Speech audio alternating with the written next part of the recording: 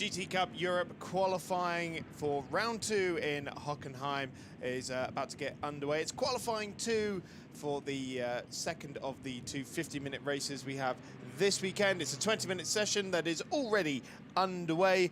Beautiful conditions here at the Hockenheim ring. Still very early in the day, just gone past 9:05 in the morning, so the track temperature's not quite the searing 45 degrees that we saw yesterday, just 25 degrees out there on track at the moment. But as you can see, cars already on their way towards building up to some flying laps. Chris Stevens and Ewan Dunlop in the commentary box today.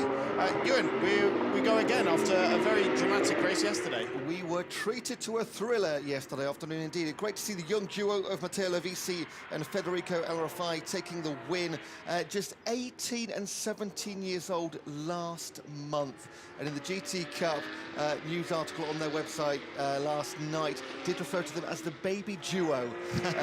So to take their first win, absolute joy to witness it, and it was full of action. Yeah, for both of them, their first win in GT competition for GDL Racing, a first win in the GT Cup Europe since the end of the 2022 season in Barcelona. This has been a long time coming, but of course both Federico El-Rafai and Matteo Lovisi still very early in their racing careers. Federico coming from the F4 scene, this is his first year of GT competition. Lovisi only in his second year of racing as well, having come over from Italian GT. So a very young, dynamic duo that ended up taking the win as a result of a 5-second time penalty for the entry that had dominated the weekend right up until the dying moments, the checkered flag basically in race 1, which is Ivan Velasco and Jorge Cabezas. Fastest in all the free practice sessions, fastest in the bronze test, pole position, but lost out on that race win. They were leading by 13 seconds at one point, but that is the fun of the safety car. That is all the fun of the fair, and we saw pretty much things we hadn't seen actually yesterday. It was a joy and at times a challenge to commentate on, but Lovisi, after qualifying in 4th place, they took the win. That puts them on top of the overall standings as well. In the AM competition, Sveps and Martins in the 911 car finishing 6th in race and topping the AM qualifier or the AM competition by 1 point only over Van der Velde and Braun's in the 52. Yep, certainly getting very close out there in the AM Championship, isn't it? And obviously Laurent Van der Velde, very experienced now in not only GT Cup competition, but also with the Q1 team. Nathan Braun's in his first year of GT competition as well, but that Rackar entry certainly looking very good. 2 wins out of 3 races. And this man, Evgeny Leonov in the Volcano number 16 Porsche, took his first podium finish since the Spa Enduro race last year. So it's been almost an entire 12 months since that man was on the podium. And then this is the number 80 crew, Ivan Velasco, aboard the car for qualifying after Luca Ludwig qualified the car and did the first stint yesterday.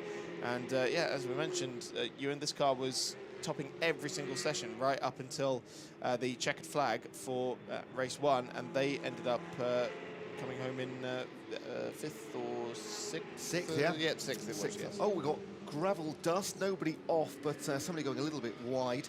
Yeah, it was lapping about a second quicker than the field early on in that race.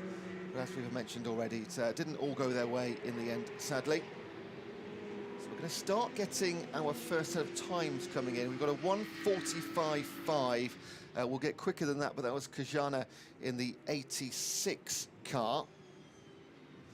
Yeah, just building up to it at the moment, aren't they, with the tyres getting into the window. Fabio Babini, obviously, setting a decent pace early on. He's gone quickest in the first sector at the moment, but we'll see what happens when they really put the hammer down. Only 5 minutes into this session. They do tend to take a couple of laps just to bring up the Michelin rubber. But well, it looks like Barbini's pushing straight from the off in that Tsunami car, just getting ever so close to the gravel there on the exit of turn 11, which was a real action spot yesterday in both the GT Cup and the GT Open. If you wanted to see some great rallycross action from some GT machinery, just about manages to clear the Belgian racing team Porsche in front of him. Does Barbini, and will come up towards the line, and it's a 43.211. So still not the fastest time we've seen all weekend, but he is starting to push now, is Barbini, and he and Davide Scaniccio took their 6th podium in their GT Cup campaign. They took 5 of them last year, and they were back up on top for the first time this season yesterday. Yeah, we'll expect to get a couple of seconds off this fastest time so far. Another story of yesterday, track limits. We mentioned the one penalty, but across the entire spectrum of races we had yesterday, track limits, particularly at turn number 1, which is a pretty hard right-hander at speed. We did see some fantastic slow-mo images yesterday of cars going over that corner, and they do spend time on 2 wheels. Velasco, 3 fastest sector time for him.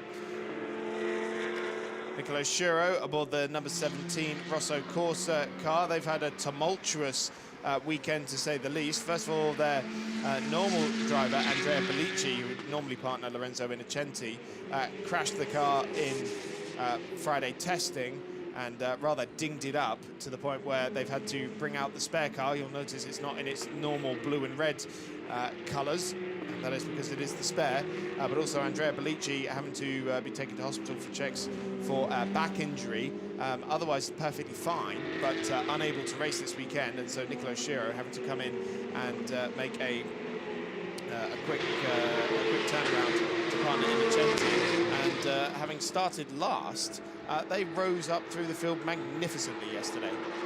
Now, you say it was absolutely fine. I did read last night he actually had a broken bone in his lumbar, which is the technical term for the spine, I think. So he did leave the track with a sore back, but other than that, yes, it sounds worse than it is sometimes when you say a broken bone in your back. But yeah, safe to say he is feeling fine. Yeah, no major problems, we should say. Right, Ivan Velasco, fastest in the first sector, lost a bit of time in the middle sector. This will be his first proper flying lap of the session. He lost quite a bit of time there, 9/10 down in the middle sector, and ends up 1.7 off the pace at the end of his first flying lap in 8th position. Because Velasco is the AM in the Pro-Am pairing, but has taken outright pole positions before in his GT Cup career, most recently in Portimao for race number 2. While we were talking about the Rosso Corsa, I mean, Fabio Barbini did lower the benchmark a little bit to a 42.339. And this car, Nicolo Schuro, currently at 2nd fastest. So once again, we're seeing the Porsches and the Ferraris making their lap times in 2 very different ways, but still very closely matched. Now, also to mention the 84, which has got Pizzone in it right now. They are on track. They will start from the pit lane in our race later on. Schuro now fastest with a 42.013 for Schuro. Yeah, Bazzini starting from the pit lane, so just getting some track time this morning. His qualifying time will not make too much difference at all to where he starts. Fastest in the 2nd and 3rd sector there for Nicolo Schuro, and he's clearing the Mertel car in front of him, the 83 of Laura van den Hengel. He's in the middle of that car for this qualifying session. Jorge Cabezas right up there as well in the 85 Mertel Ferrari. 1 second off at the moment, but in 2nd position now for the well, one half of the reigning champion pairing. Cabezas and Velasco winning the title last year, but running in different cars, as Velasco now goes to the top of the timesheets by 78 thousandths of a second. So it is Ferraris 1, 2, 3, and 4 at the moment, as Navarrete goes third quickest, but it is Myrtel, Rosso Corsa, Myrtel. Yeah, Navarrete in the AM class. So just one man sub 1:42 right now. There's Velasco going again. Just at the bottom of your timing screen there, Al Rafai. Going a touch quicker than they have so far today. And here is yesterday's race winner. Got a little bit lucky, I think, actually, did Federico Al Rafai, because we saw a very aggressive race-winning move, it turned out to be, on Evgeny Leonov at that final corner that resulted in a little bit of contact. And I went to go and look at the car afterwards, and there was a piece of bodywork scraping up against that left rear tyre. We saw it smoking at high speed. And, well, maybe if we hadn't stayed under safety car and carried on at speed for a little bit longer, that tyre might not have lasted to the end of the race. So the racing gods rather looking down on the GDL squad. This is on board with the Belgian racing team Porsche, the number 54. That's Dylan de Dale at the wheel of the car. It was Jan Lorison yesterday, the 2022 champion. And now on board with Fernando Navarrete in 81, getting very sideways in the final couple of corners there for Navarrete, but drives it up towards the timing line. He is currently third fastest and doesn't improve in the end there by a tenth of a second. So of the rest of the programs, Navarrete in third place, and you've got David Kajai in ninth right now, and only around about a second off third place. That's how tight things are. Still only Velasco. Oh, hang on a second. That's Stefano Bozzoni going through the gravel trap. To be fair, he did have the indicator saying left. He's got the hazards on, hasn't he? He's got both of them on. Yeah, going through the 10-11 a little bit quicker than he did at some points yesterday. Now that car will be starting from the pit lane today for not adhering to the safety car restart procedure during race 1. But they are still qualifying the car by the looks of it. Was only 18th fastest. A few of them coming back into the pits now after their first stint of this session. Just 7.5 minutes remaining.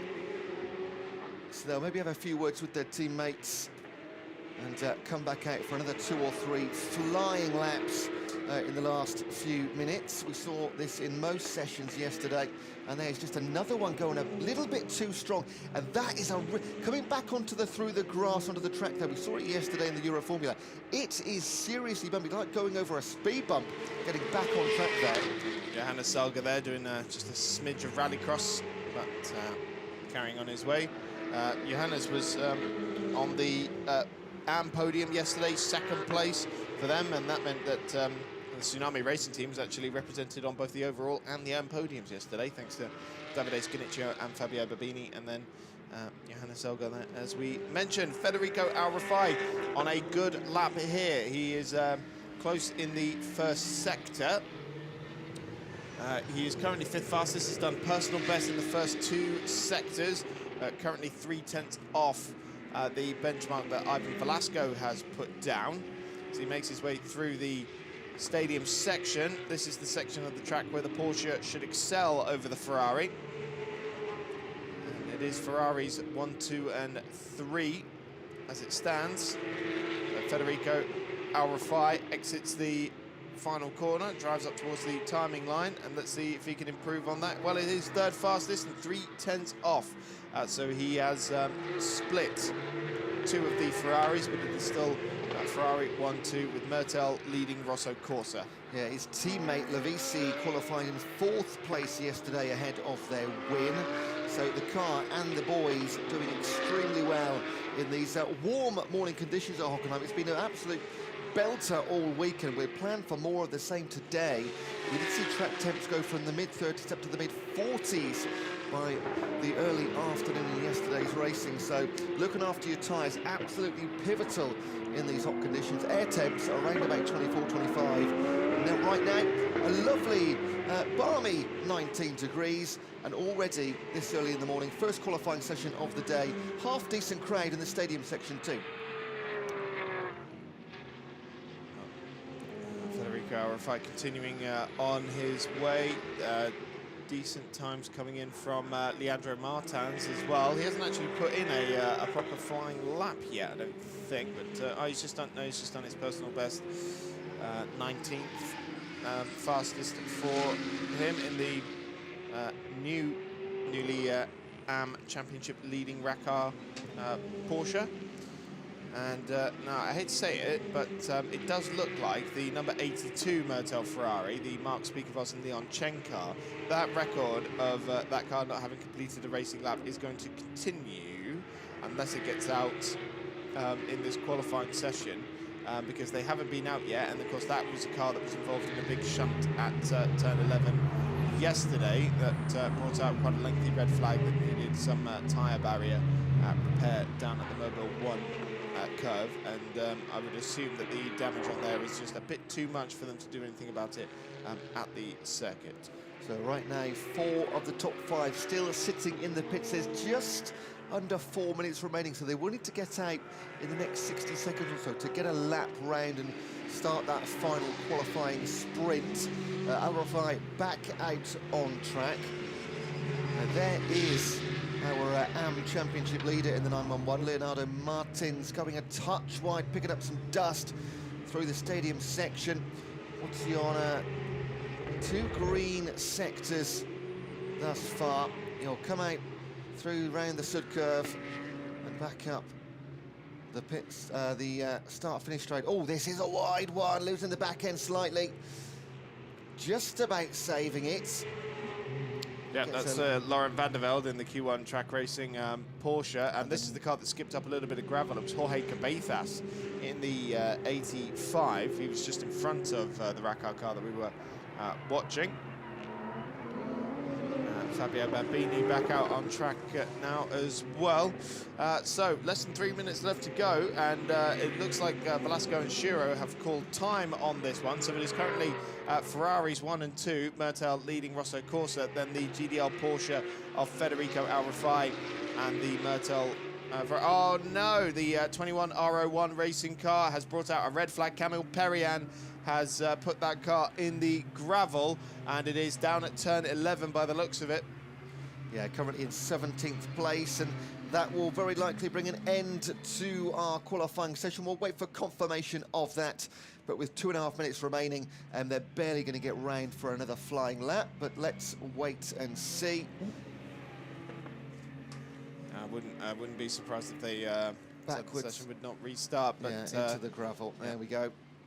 Well, the Romanian GT Endurance champion alongside Florentin Cescu. They've come an awful long way from Romania.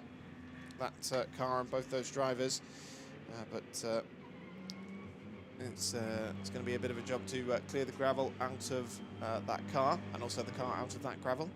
But the gravel doing its job, though. We saw a few incidences yesterday in various races of cars that they come into that corner at such high speeds, going through the gravel and damaging the cars with a bit of an impact into the wall. So hopefully not the case, and just a little bit of damaged pride, a little bit of grit in the gutters and underneath the car, but we shall see. So cars, drivers still just waiting in their cars just to get the official, because it's not come yet that this has been stopped, this qualifying session. So they won't get out until that point. Cars still making their way back into the pit lane. Yes, it would just be one flying lap if we got going again. And, well, judging by the pace they were trying to build the tyre temperature up in the start of the session, I doubt we'd see any improvements. But we'll wait to see what happens. Matteo Levisi shuts the door there on Federico Al-Rifai. So for the 3rd time this weekend in GT Cup Europe qualifying session, we have a red flag out. The first one yesterday was for the Rosso Corsa car that came out of the pits and made it into the barriers. Now, the 84, we can see out the commentary box, has not come into pit lane. It's parking up by the looks of it on the pit straight. And that is the car, again, we mentioned will be starting from pit lane because it didn't adhere to the safety car restart procedure yesterday.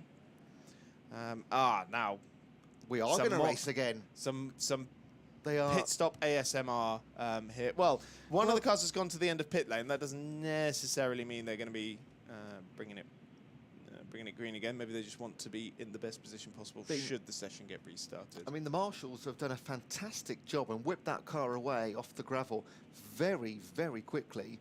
So optimism at the end of the pit lane right now with one car queuing. Can't make it out from this angle. I think it was the Racar Porsche. And the 84 just making its way across the grass into the pit lane from the opposite end. Maybe trying to jump the queue here. Well, I can't see that going down incredibly well. But we've got some more pit stop ASMR, the slow-mos. So wheeling out the Michelins, and they're dropping on the jacks. That's it. On the Racar. That's the money shot. That is the one, isn't it? And then this red Mertel Ferrari is a new entry for this weekend. They've got the Georgian driver, David Kajaya, alongside Martinus Richter. Well, we've got 4 in the queue now. Maybe they know something we don't. We'll see, won't we? And then, this is Camille Perriand. Shaking off the gravel. Yeah, you got to accelerate hard and brake hard. That's how you get rid of it. But yeah, he's making his way back. But he is under his own steam. So yeah, we have quite a queue now down at the end of pit lane, don't we? And yeah, now the Pizzoni car there just being ushered away from the front of the queue there. Yeah, got to be behind that line. He's going to have to go all the way around just to get back at the back of the queue now. So 2 minutes 36 left on the clock, and it is Ivan Velasco provisionally on pole position as it stands, but it looks like we're going to have a one-lap shootout here for the end of qualifying. But like you've said, with tyre temperatures, they'll need to rip it round and to get those temps up to have one good flying lap. But hey, they're being released onto track. There we go. So they got also 1 minute 40 at top speed lap time. They have to whip their way round across the finish line, get one flying lap in. Here we go. So it is Ivan Velasco provisionally on pole position, Nicolo Schiro for the Rosso Corsa Ferrari in second, Federico Alrafai for the GDL Porsche in third, Fernando Navarrete in the Mertel 81 Ferrari is fourth, and then Nicolas Salins in the Q1 Track Racing Porsche number 11 in fifth position. That is how it stands going into this, what is effectively now a one-lap shootout for the end of GT Cup qualifying. And Dylan Derdale wasting no time in getting to the front of that queue ahead of Nico van Dierendonk. And they've just released the car 84 from the pit lane as well, so they're just going to get round in time. So we've got 7 cars, 8 cars on track. 14 deciding not worth it, their job is done.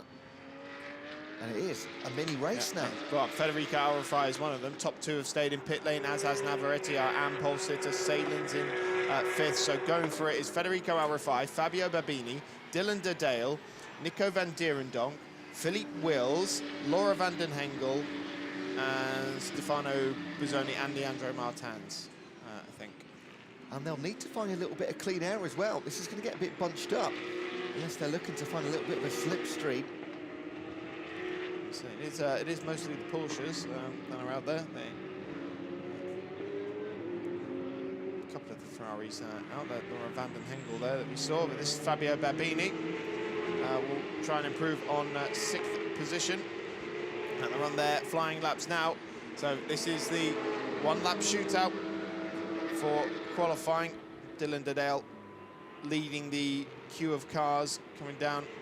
And then the GDL car is potentially the one to watch. It's the fastest at the moment. We're on board here with Dylan Derdale coming through turns 2, 3, and then 4 onto the Parabolica. And he's half a second down coming into the first sector. It's not an improvement for him. And the only, well, none of them are improving at the moment. The only car that's improved is Laura van den Hengel in 16th position, but we go back on board. Well, Babini's on a still a decent time. It's still not an improvement for him in the first sector, but a quarter of a second away from Velasco in the first sector.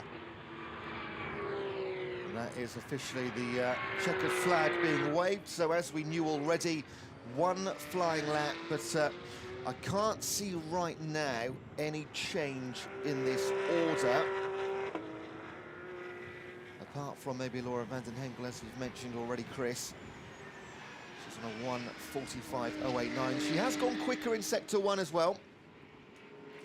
Sector 2 time coming in now. She's not quicker on that one, so it will take something just shy of a miracle to see any change in our grid positions. Babini now over a second away in the middle sector there as well, so it looks like it was a valiant effort from these teams, but checkered flag is out and nobody is on a lap that is going to improve their position as it stands. De Dale stays in 7th position, Van Durendonk stays in 13th, Wills stays in 15th, Babini stays in 6th. And Laura van den Hengel did do 2 personal best sectors there in the end, but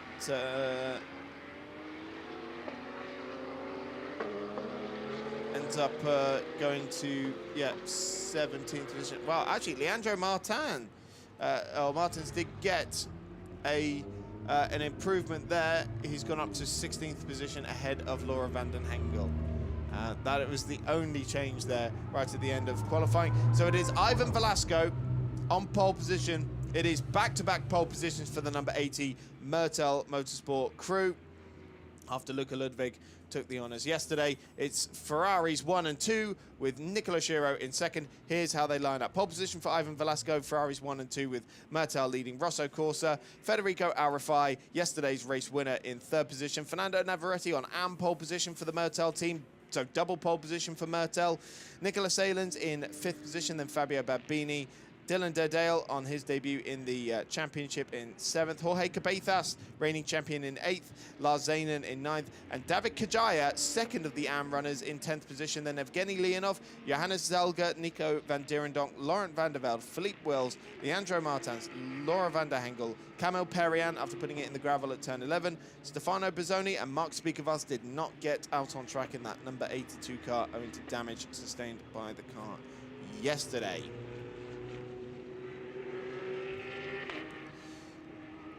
So, another Ferrari v Porsche battle awaits this afternoon, but a little more dominated by the Ferraris, with 3 of them inside the top 4.